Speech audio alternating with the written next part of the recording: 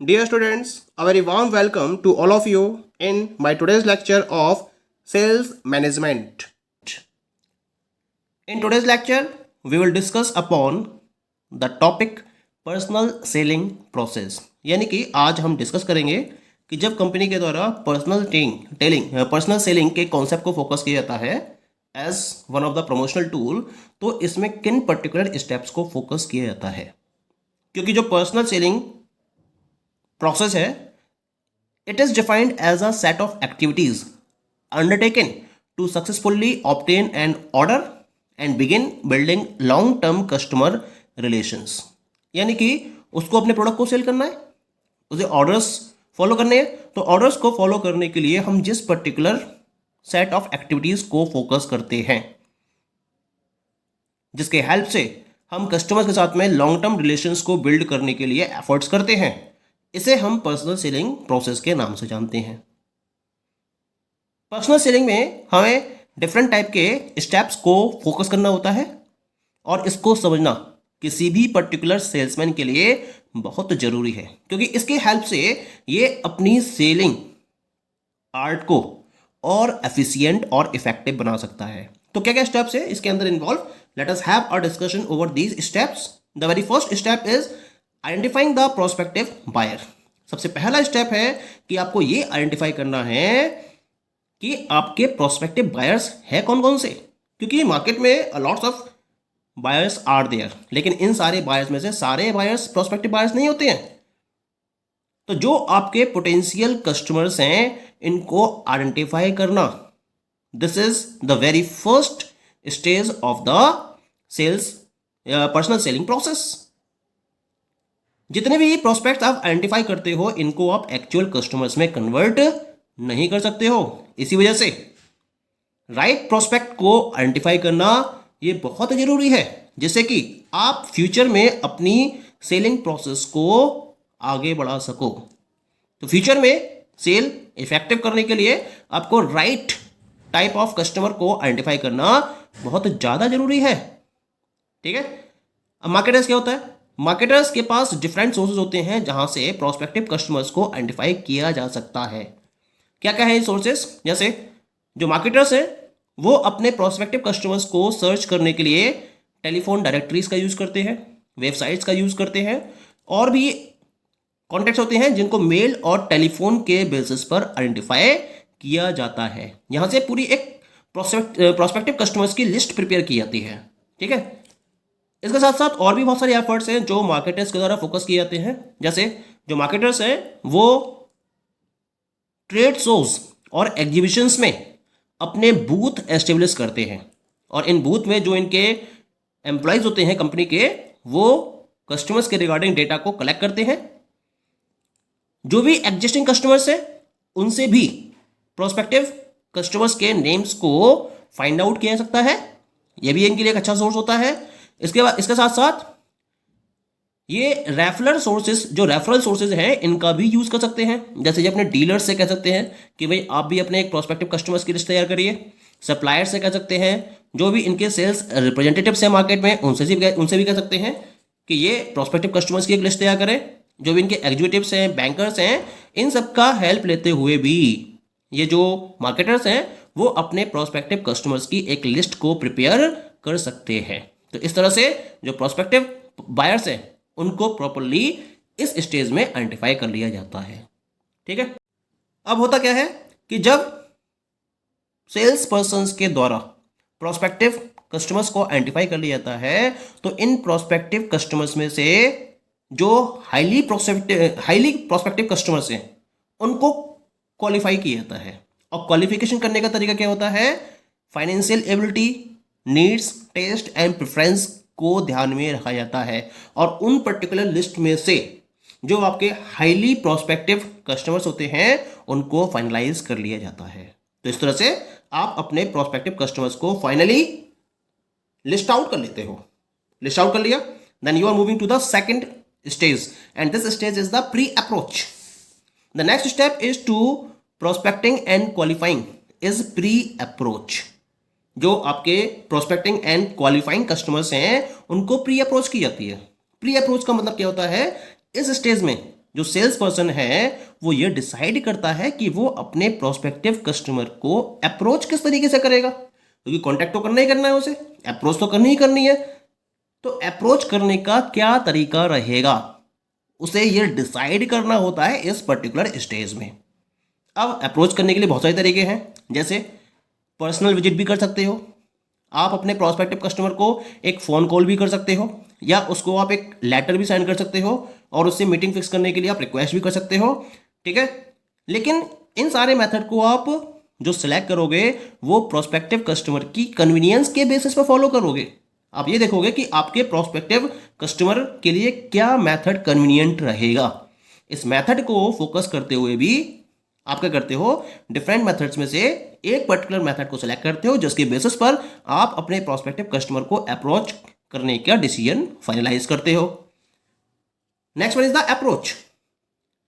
इस स्टेज में जो सेल्स पर्सन है वो अपने प्रोस्पेक्टिव कस्टमर को अप्रोच करेगा, यानी कि उससे मीटिंग फिक्स करेगा जिससे कि वो कस्टमर को प्रोडक्ट के बारे में डिटेल्ड इंफॉर्मेशन डिस्क्राइब कर सके। मीटिंग फिक्स हो गई उसकी कस्टमर के साथ में, जो प्रोस्पेक्टिव बायर है उसके साथ में, और उस प्रोस्पेक्टिव कस्टमर के साथ में जब मीटिंग फिक्स हो जाती है तो वो उससे मीट आउट करता है। सबसे पहले वो उसको ग्रीटिंग देता है। ग्रीटिंग देने के बाद वो कन्वर्सेशन को स्टार्ट करता है।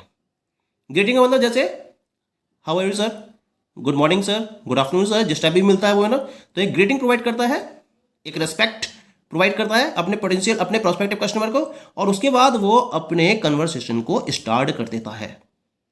और इस कन्वर्सेशन में वो कंप्लीट इंफॉर्मेशन अपने प्रोस्पेक्टिव कस्टमर को प्रोवाइड करता है। लेकिन जब कन्वर्सेशन फॉलो किया जाता है तो ये कन्वर्सेशन की सक्सेसफुल इस बात पर डिपेंड करेगी कि सेल पर्सन का एटीट्यूड क्या है, उसका वे ऑफ स्पीकिंग क्या है, और उसकी अपीयरेंस क्या है। तो इन पर्टिकुलर मैटर पर डिपेंड करेगा कि जो सेल प्रोसीडिंग है वो कितना आगे बढ़ेगी या नहीं बढ़ेगी। अप्रोच के बाद नेक्स्ट स्टेप फॉलो किया जाता है इसके अंदर, that is the presentation and demonstration. अब अप्रोच तो हो गई उसकी, है ना, अब वो कस्टमर से अपनी मीटिंग उसने स्टार्ट भी कर दी है, कन्वर्सेशन स्टार्ट कर दिया है, और इसी कन्वर्सेशन में वो इस स्टेप को फोकस करता है जिसे हम नाम देते हैं प्रेजेंटेशन एंड डिमॉन्स्ट्रेशन का। क्या मतलब है इस स्टेज में? इस स्टेज में जो सेल्स पर्सन है वो कंपनी के प्रोडक्ट के बारे में डिटेल्ड इंफॉर्मेशन अपने कस्टमर को, प्रोस्पेक्टिव कस्टमर को प्रोवाइड करता है। इसके साथ साथ उसे बताता है कि प्रोडक्ट में क्या क्या बेनिफिट्स हैं, प्रोडक्ट के क्या क्या फीचर्स हैं, और किस तरह से वो उसके लिए यूटिलिटी रखता है, किस तरह से यूजफुल है उस पर्टिकुलर प्रोस्पेक्टिव कस्टमर के लिए। वो बेनिफिट्स डिटेल में उसे डिस्कस करता है, और इसके साथ साथ प्रोडक्ट को भी डिमॉन्स्ट्रेट करता है, यानी कि जो फंक्शंस है वो परफॉर्म करके दिखाता है कि किस तरह से डिफरेंट बेनिफिट प्रोस्पेक्टिव कस्टमर इससे ऑब्टेन कर सकता है।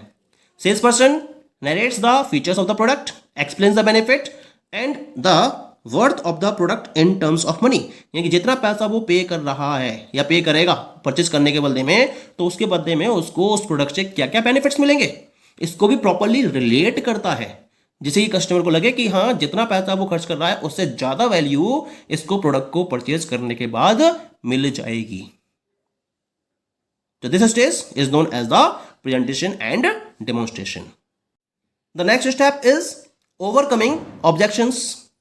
After presentation and demonstration, when customers are asked to place order, they are reluctant to buy and raise objection. होता क्या है कि आपने अपनी प्रेजेंटेशन और डेमोन्स्ट्रेशन को फाइनलाइज कर दिया।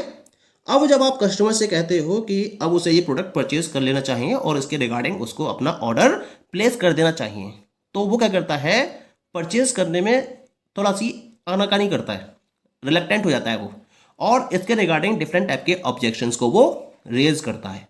अब बारी आती है कस्टमर के ऑब्जेक्शन की। कस्टमर क्या करते हैं, कस्टमर यूजुअली जो वेल एस्टेब्लिश्ड ब्रांड्स हैं उनको ज़्यादा इंपॉर्टेंस देते हैं, अपनी एपैथी को रिप्रेजेंट करते हैं, इम्पेशेंट हो जाते हैं वो, है ना, और सेल्स पर्सन से फर्दर टॉक में पार्टिसिपेट करने में अपना रिलक्टेंस, अपनी जो रिलक्टेंस है उसको रिप्रेजेंट करते हैं, यानी कि वो इंटरेस्ट शो नहीं करते और डिफरेंट टाइप की क्वेरीज को या ऑब्जेक्शंस को रेज करना स्टार्ट कर देते हैं। अब क्या करना चाहिए, क्योंकि उनके जो ऑब्जेक्शंस होते हैं वो प्राइस के रिगार्ड होते हैं, डिलीवरी शेड्यूल के रिगार्डिंग होते हैं, प्रोडक्ट के रिगार्डिंग होते हैं, कंपनी की कैरेक्टरिस्टिक्स या कंपनी की फीचर्स के रिगार्डिंग होते हैं। तो इस तरह से डिफरेंट टाइप के ऑब्जेक्शंस कस्टमर्स के द्वारा, ये जो प्रोस्पेक्टिव कस्टमर्स हैं उनके द्वारा रेज किए जाते हैं। यानी कि कुल मिला के वो प्रोडक्ट को परचेज ना करने में अपना इंटरेस्ट रिप्रेजेंट करते हैं। इस स्टेज पर सेल्स पर्सन को अपनी सेलिंग स्किल का प्रॉपरली यूज करना चाहिए और इन प्रॉपर ऑब्जेक्शंस को स्किलफुल वे में हैंडल करना चाहिए और जो भी ऑब्जेक्शंस हैं उनका सेटिस्फैक्शन वे में क्लैरिफिकेशन करना, ये इनका मेन रोल रहता है इस स्टेज पर। और इस तरह से ये कस्टमर को फाइनली कन्विंस करते हैं कि भाई उन्हें प्रोडक्ट को परचेज कर लेना चाहिए, क्योंकि जो उनके ऑब्जेक्शंस हैं उनको वो प्रॉपरली क्लैरिफाई कर चुका होता है इस स्टेज में। तो ऑब्जेक्शंस क्लैरिफाई हो गए। ऑब्जेक्शंस क्लैरिफाई होने के बाद नेक्स्ट स्टेज होती है that is known as the closing. अब क्लोजिंग करनी है। तो after handling objections and convincing customer to buy the product, the salesperson requests the customer to place order. The salesperson assists the buyer to place order. यानी कुल मिला के जब सारे objections हैंडल हो जाते हैं, कस्टमर प्रोडक्ट को परचेज करने के लिए कन्विंस हो जाता है, तब सेल्स पर्सन कस्टमर से फाइनली ऑर्डर को प्लेस करने के लिए रिक्वेस्ट करता है और बायर को असिस्ट करता है प्रोडक्ट को परचेज करने के रेफरेंस में। ठीक है। Now the last step is, अब परचेजिंग के लिए ऑर्डर फाइनली प्लेस कर दिया जाता है कस्टमर्स की तरफ से और लास्ट स्टेप में फॉलो किया जाता है जिसको हम नाम देते हैं फॉलो अप एंड मेंटेनेंस। यानी कि क्लोजिंग हो गई, इसका मतलब जो सेल्स पर्सन है या जो पर्सनल सेलिंग का काम है वो फाइनलाइज नहीं हो जाता है, बल्कि इसको एक स्टेप और फॉलो करना पड़ता है and this step is known as the follow up and maintenance. Immediately after closing the sale the sales person would take some follow up measures. यानी कि जब सेल की क्लोजिंग हो जाती है उसके तुरंत बाद जो सेल्स पर्सन है वो फॉलो अप के कुछ पर्टिकुलर मेजर्स को फोकस करता है। सेल्स पर्सन ये एश्योर करता है कि राइट टाइम पर डिलीवरी फॉलो की जा सके, प्रॉपरली इंस्टॉलेशन हो सके। यानी कि अगर इंस्टॉल मशीनरी है कोई और उसको इंस्टॉल करना है तो उसके प्रॉपरली इंस्टॉलेशन को एश्योर करता है और उसके रिगार्डिंग अगर कोई भी आफ्टर सेल सर्विसेज प्रोवाइड की जानी है तो वो आफ्टर सेल सर्विसेज उसकी तरफ से प्रोवाइड की जाती है, जिससे कि जो उसका फाइनल कस्टमर बना है उसको किसी भी तरीके का कोई भी डिससेटिस्फैक्शन प्रोडक्ट के रिगार्डिंग ना हो। इससे होता क्या है, जो कस्टमर का सेटिस्फैक्शन है वो एंश्योर हो जाता है और जब एक बार कस्टमर सेटिस्फैक्शन एंश्योर हो जाता है तो आपके प्रोडक्ट के रिपीटेड सेल या repeated purchasing of the product के चांसेस बढ़ते चले जाते हैं और इस तरह से वो कस्टमर क्या होता है, आपका लॉयल कस्टमर में कन्वर्ट हो जाता है। Okay, so these all are the steps which are taken regarding the personal selling. Okay, thank you.